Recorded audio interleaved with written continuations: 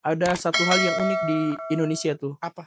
Ternyata angkanya cukup lumayan, kasus bayi tertukar. Oh itu sering jadiin jokes juga tuh sama beberapa orang. Itu ngeri juga berarti ya kalau misalkan tertukar. Tertukar tuh gimana pas lahir ditaruh di ruang bayi terus Iya, diambil sama orang tua yang berbeda gitu. kayak Nah, sinetron ya? jadi dirimu tuh mungkin bayi yang tertukar. Dirimu tuh aslinya tuh anak orang Eee, kaya, sembilan naga gitu. Tapi sekarang hidup kesulitan. Ya bisa aja bisa jadi. kayak gitu. Nah, itu kasus itu juga membuat masyarakat kita parno gitu. Nah, makanya hal-hal yang berhubungan dengan anak, penculikan anak, anak yang tertukar, anak yang hilang dan lain sebagainya itu salah satu hal yang membuat masyarakat kita itu relatif bereaksi berlebihan terhadap orang-orang yang terkait dengan isu itu. Pak Guru, kita langsung switch ke video favorit followers Guru Gembul. Apa itu? Wah, jangan-jangan Habib? Bukan. Oh, bukan.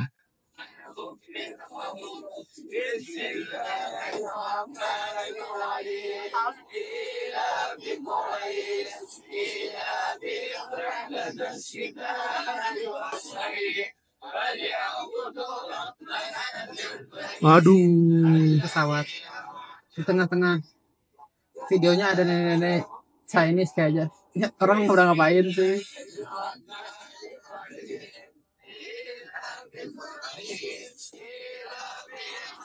Tidak ada keterangannya, Iya, tapi kita asumsikan bahwa di tempat umum ya, semoga iya, asumsi ini salah. Tapi ceritanya orang yang banyakan itu ada di tempat umum yaitu pesawat terbang, kemudian mereka baca doa keselamatan dan sebagainya, itu teriak-teriak atau dengan suara yang kencang dan jelas itu memenuhi semua ruangan di dalam pesawat itu. Tanggapannya bagaimana? Gini nih, sesederhana yang pernah kita sampaikan juga dulu. Jadi, seseorang yang ingin sesuatu tapi tidak memilikinya, maka dia akan memamerkannya. Seseorang yang tidak memiliki sesuatu tapi menginginkannya, maka dia akan memamerkannya. Seseorang yang tidak kaya pura-pura kaya. tapi pengen kaya, Ah, maka dia akan berdandan sedemikian rupa untuk menunjukkan bahwa dirinya tuh kaya. Gitu. make sense. Segampang itu. Seseorang yang bodoh tapi menginginkan pinter, maka dia akan sok pinter, akan mencoba menampilkan kepintarannya di muka umum gitu.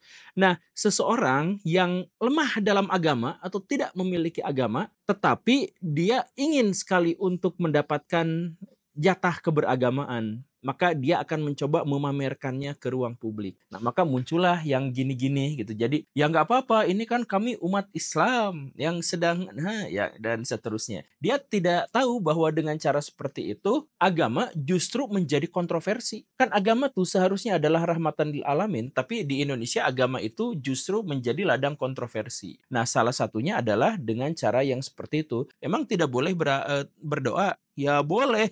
Ya boleh sekali, tetapi Tuhanmu itu bukan Tuhan yang tuli. Jadi berdoa itu kalau suaranya kencang mengganggu orang lain itu doanya haram. Berdoa, jangankan sholawatan, baca Quran, orang lain keganggu dengan bacaan itu bacaannya jadi haram. Dan itu Nabi yang bilang seperti itu, karena Tuhanmu tidak tuli. Betul. Nah, jadi dalam situasi yang seperti ini dia bukan sedang berdoa kepada Tuhannya, dia sedang memamerkan bahwa mereka itu religius. Dan kenapa mereka harus pamer religius? Karena sebenarnya mereka tidak religius, pengen religius, maka mereka berpura-pura menjadi religius. Begitu kurang lebihnya.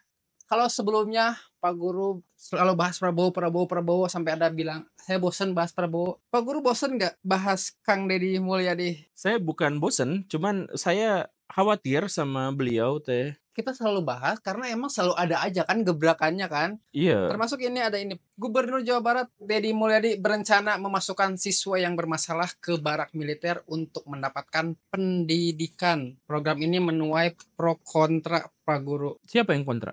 Banyak karena ini katanya melanggar HAM, hak anak. Nah, hak anak, ya kita tandain ya. Saya juga melihat siapa yang kontra terhadap Pak KDM dalam hal ini adalah Komnas HAM gitu ya, kemudian KPAI. KPI ya, KPAI dan lain sebagainya ya kita menghormati pihak-pihak itu, tetapi satu hal yang ingin saya tanyakan kepada mereka. Kalau Kang Deddy dianggap sebagai mengeluarkan kebijakan yang bermasalah ketika memasukkan anak nakal ke barak militer, lalu halo apa kabar dengan jutaan anak di Indonesia yang lebih kecil usianya dipaksa masuk pesantren untuk didisiplinkan. Banyak anak-anak yang itu masih pelukan sama mamahnya, nggak mau disimpan di pesantren, nangis gitu ya. Ya. Tapi tetap ya biar kamu soleh, biar kamu disiplin, biar papa mamahnya dapat mahkota di surga dan sebagainya.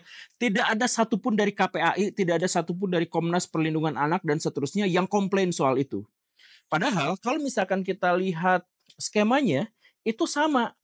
Dan Kang Deddy lebih ringan. Kang Deddy mah melakukan kebijakan yaitu anak yang nakal disimpan di barak militer. Anak yang nakal umurnya berapa? Anak SMA-an SMA rata-rata. yang udah gede. Ya. Nah, sedangkan anak-anak di pesantren untuk mendisiplinkan mereka, anak-anaknya usia SD atau lebih kecil bahkan dari itu, atau usia SMP. Dengan situasi yang seperti itu, kalau Kang Deddy yang memasukkan ke barak militer berapa ribu orang, berapa ratus orang, kita belum ada datanya, tapi kalau misalkan yang masuk pesantren, itu ada sekitar 4 juta orangan, dan 4 juta orang itu tidak semuanya memang benar-benar berniat untuk masuk pesantren, tapi dipaksa oleh orang tuanya karena ada stigma pesantren mah kalau kamu nakal maka kamu dimasukin ke pesantren. Gitu kan ya? Ada cerita yang seperti itu. Nah, pertanyaan saya, di mana Komnas HAM ketika itu praktek seperti itu terjadi?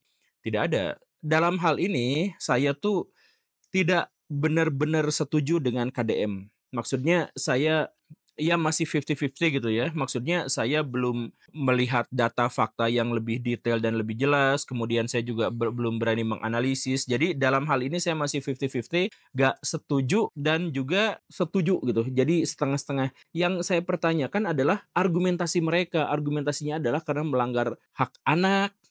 Melanggar masa kanak-kanak. Yaitu pertanyaan saya adalah, itu yang pesantren dengan dipaksakan itu kenapa kalian bungkam gitu? Coba mohon jawabannya di kolom komentar, silahkan jawab. Kalau Baraya tidak bisa jawab, tolong berikan video ini kepada orang-orang yang tadi bertanggung jawab itu, KPAI dan lain-lain. Karena pesantren itu luar biasa, banyak sekali anak yang masuk ke sana tuh dipaksa dan terpaksa. Kalau misalkan barak militer, masih agak untung. Ya bahkan ini statementnya Kang Deddy gini Pak Guru. Gimana? Masukin barak militer kan sistemnya pendidikan model militer, semi militer, jadi bukan hal baru. Kemudian yang akan dihasilkan adalah anak-anak Taruna Nusantara yang sehat, cerdas, visioner. Kan mereka udah badan besar juga. Dan yang dimasukkan ke barak itu nggak semua siswa yang sudah mengarah ke tindakan-tindakan kriminal si anak tersebut, dan orang tuanya sudah tidak punya kesanggupan untuk mendidik. Artinya bahwa yang diserahkan itu adalah siswa yang oleh orang tuanya di rumahnya sudah tidak mau lagi dan tidak mampu lagi untuk dididik oleh orang tuanya. Jadi diserahkan lah. Kalau faktanya demikian, saya akan menambah 80% kesetujuannya. Ya, itu kan bukan melanggar hak asasi manusia. Anak-anak itu berpotensi melanggar hak asasi manusia, berpotensi melanggar hukum, dan demi untuk mencegah hal-hal yang buruk, maka mereka harus dimasukkan ke dalam sistem yang dipercaya dan atau dikenal sebagai sistem yang sangat disiplin. Ini bahkan ada tambahan Pak Guru. 2 hari yang lalu sudah ada edaran dan ditujukan ke sekolah. Kemudian kalau bicara payung hukum, kan yang menyerahkan orang tuanya. Jadi menyerahkan anaknya tuh orang tuanya dalam bentuk surat keterangan bermaterai. Artinya bahwa pemerintah daerah kemudian TNI Polri itu hanya mengelola anak-anak, mendidik anak-anak yang dititipkan oleh orang tuanya. Itu juga payung hukum. Ya udah selesai sebenarnya, ngapain juga itu dipermasalahkan. Tapi bagus sih kalau menurut saya pribadi ya. Jadi kan hanya saja ada kadang bercandaannya gini Pak Guru, kan pendidikan dari TNI Polri itu jadi mereka punya skill. Yang dikhawatirkan adalah ketika mereka keluar dari situ mereka punya skill baru untuk tetap nakal gitu. Tetap nakal tapi skillnya bertambah. Bisa juga seperti itu. Cuman sejauh yang saya ketahui, mereka tidak akan diajarin perang, berantem, tidak diajarin seperti itu. Mereka hanya diajarin untuk menjadi disiplin. Disiplin pasti sih. Ya, kalau tujuannya untuk menjadi disiplin, ya dia nggak nambah skill. Dia cuma nambah skill bangun lebih pagi. Dia menambah skill untuk cuci baju sendiri. Dia nambah skill untuk tidur lebih awal tanpa handphone. Nah, saya pikir itu adalah skill yang bagus. Gak ditambahin skill nembak dan gelut kan? Enggak ya? Ya enggak. Tidak Kalau tahu enggak sih tapi kan soalnya ini baru mulai juga di Purwakarta, sudah mulai jadi kemarin. Ya kita lihat aja prosesnya sampai sejauh ini ya 80% lah kalau memang seperti itu saya setuju. Cuman yang saya khawatirkan tuh masih satu, keterlibatan militer terhadap dunia sipil ini harus diawasi. Video Pak Guru kemarin yang soal Pak Guru tuh kemarin-kemarin kita tuh bahas KDM tuh ada kekhawatiran bahwa KDM tuh menjadi the next Jokowi. Iya. Itu jadi Pak Guru pesan untuk para fanatikan Ya itu please jangan KDM. fanatik. Jangan fanatik pada manusia, jangan fanatik pada makhluk. Bukan berarti kita tidak boleh mengidolakan KDM. Saya juga salah satu yang mengidolakan. Istri saya juga sangat mengidolakan gitu. Bukan berarti kita tidak boleh mengidolakan, tapi kalaupun kita mengidolakan, jangan sampai kita menutup mata dan hati kita dengan kefanatikan buta. Sekarang saya melihat KDM apapun yang dia lakukannya tiba-tiba disetujui orang. Kemudian ketika ada yang mengkritiknya, tiba-tiba yang mengkritiknya dibully dan lain sebagainya. Nah ini yang benar-benar bermasalah masyarakat kita tuh. Saya kan kemarin waktu bikin Pak KDM apakah the next Jokowi Ya. gitu. Kemudian banyak sekali orang-orang yang ditulis di kolom komentar, Jokowi nggak seberapa dibandingkan dengan KDM. Jokowi itu cuman pencitraan, sedangkan dulu 11 tahun yang lalu KDM itu nggak pernah disebut pencitraan. Sama seperti KDM sekarang gitu. Cuman amnesia aja orang-orang tuh. Dulu waktu Pak Jokowi di Solo itu kan perolehan suaranya tuh sampai 90 sekian persen dan dia nggak punya YouTube. Kayak gebrakan-gebrakan kayak mobil SMK dan lain-lain gitu kan. Iya, coba bayangkan kalau misalkan punya YouTube gitu, itu lebih fenomenal lagi gitu maksud saya. Tapi balik lagi ya, sekali lagi bukan soal kita tuh tidak sayang pada KDM dan sebagainya, tapi kita tuh jangan fanatik. Masalah utama kita fanatik tuh kenapa coba? Kita tuh merindukan pemimpin yang baik karena kita selalu melihat realitas pemimpin kita tuh bobrok. Jadi pas nemu satu yang baik teh, seperti oasis di padang pasir gitu. Gitu kan, jadi Pak KDM tuh diperlakukannya seperti setengah dewa seperti itu. Nah tapi ya jangan gitu juga Baraya, karena bagaimanapun sebagai manusia, setiap orang termasuk saya, Pak KDM dan semua orang, butuh perspektif yang bertentangan dengan apa yang dia lihat. Jadi kalau misalkan Pak KDM melihat kebijakan ini tuh bagus, terus semua orang percaya bahwa dia itu bagus kebijakan itu tuh jelek buat Pak KDM-nya. Dia akan disinformasi, dia akan misperspektif. Karena seharusnya mah setiap kebijakan dia tahu siapa yang pro, siapa yang kontra, argumentasinya apa, narasinya bagaimana, konsekuensinya gimana, dia tuh harus tahu. Tapi kalau misalkan semua orang jadi tiba-tiba setuju dengan kebijakannya, nah akhirnya kita, masyarakat Indonesia yang mengidolakannya, justru memaksa Pak KDM untuk jadi picik. Menjadi hanya melihat dari satu konteks, oh bahwa ini adalah setuju, ini bagus, bahwa argumentasinya sudah sempurna, tidak ada yang lagi yang bisa mengkritik karena ini memang sudah bagus, kan jelek gitu. Jadi please lah, jangan fanatik terhadap manusia. Kita tuh udah berapa kali gitu dikecewakan sama manusia, tapi gak kapok-kapok. Kalau sudah fanatik maka pikirannya sempit. Kalau sudah sempit maka cenderung banyak berbuat maksiat. Minimal menggunjing orang, minimal menganggap diri lebih baik, minimal mencela orang lain. Dosa itu saja disebut minimal, dosanya sudah banyak. Nganggap diri paling hebat itu sudah takabur. Takabur itu mengenakan jubah kekuasaan Allah, tidak akan pernah mencium bau surga.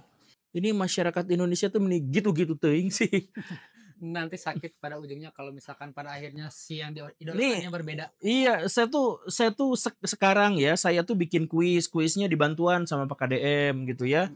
Kemudian kita ngobrol gitu sempet beberapa kali gitu. Dan seterusnya ya kita tuh Pak KDM itu benar-benar orangnya baik, benar-benar terbuka orangnya, progresif iya, efisien iya, efektif iya, oke. Tapi kalau misalkan semua orang mengatakan seperti itu tanpa ada yang mengkritiknya, tanpa ada yang mengkoreksinya, dalam situasi beliau tuh bukan Tuhan, itu kan sangat berbahaya. Jadi ya please ya buat Baraya semua, please banget kita kawal Pak KDM agar beliau itu tetap hidup di bumi, tetap hidup di daratan, bukan lupa terhadap daratan.